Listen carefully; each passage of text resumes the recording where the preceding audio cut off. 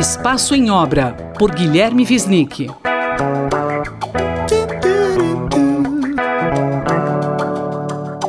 Professor, vamos falar sobre os 50 anos de maio de 1968? Olha, é uma efeméride muito significativa nesse momento da história do Brasil, não é? Infelizmente por um lado, mas enfim, tivemos no ano de 68 muitos acontecimentos importantes. Maio de 68 foi um deles em Paris, na França. Na mesma época no Brasil nós tivemos as repressões fortíssimas na Rua Maria Antônia, por exemplo, a Batalha da Maria Antônia, e tivemos no final do ano, em dezembro, o AI-5, não é? Então foi um ano particularmente explosivo do ponto de vista das expressões libertárias, das pressões libertárias que haviam nas sociedades e ao mesmo tempo das formas de repressão duras, né, que se davam ali.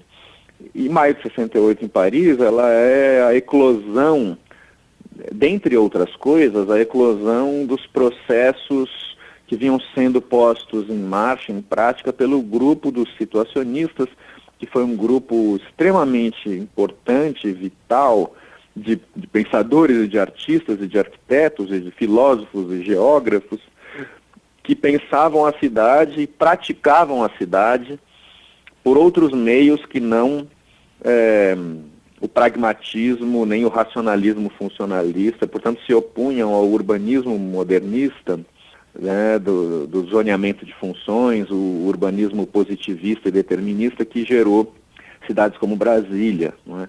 Os situacionistas, eles pensavam a cidade como grande campo de experimentação para o lúdico, para a subjetividade, para a experiência corporal, para a realização de jogos que permitiam fazer o que eles consideravam uma desprogramação do sujeito no espaço da cidade.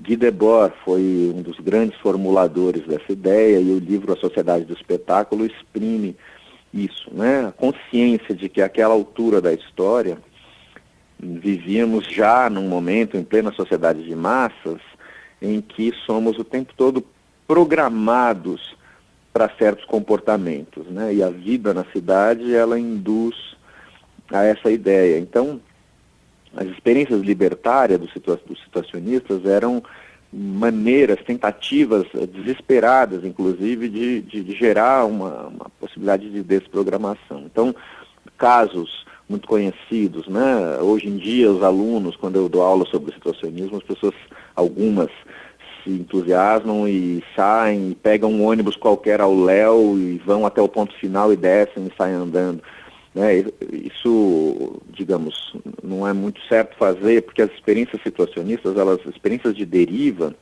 e de psicogeografia, elas sempre tinham como base alguma regra. Você tem que estabelecer regras para poder fazer a contravenção, né? Mas a deriva é o se deixar levar por impulsos um pouco a esmo, sem controlar o espaço da cidade. E a psicogeografia, a ideia de que a nossa apropriação do urbano, ela é essencialmente subjetiva e não matemática. E a gente não conhece a cidade como um organismo visto do alto, com o olhar de Deus. Ao contrário, nós conhecemos pelos nossos passos e sempre imersos nesse espaço da cidade, né? Alguns dos lemas situacionistas que foram para os muros de Paris em maio de 68 são muito belos e revelam o caráter do movimento, né? Um dos que eu gosto muito é a imaginação no poder. A gente só pode solicitar dos poderes nada menos do que a imaginação, do que a capacidade de invenção e de criação, né? A beleza está nas ruas. É proibido proibir, que foi uma frase que depois virou canção, de Caetano Veloso, e também Sob o Pavimento a Praia, Sous le pavé la plage, que é muito bonita a ideia de que por baixo do calçado pulse ainda o domínio da fantasia e do lúdico, por baixo do asfalto ou do paralelepípedo.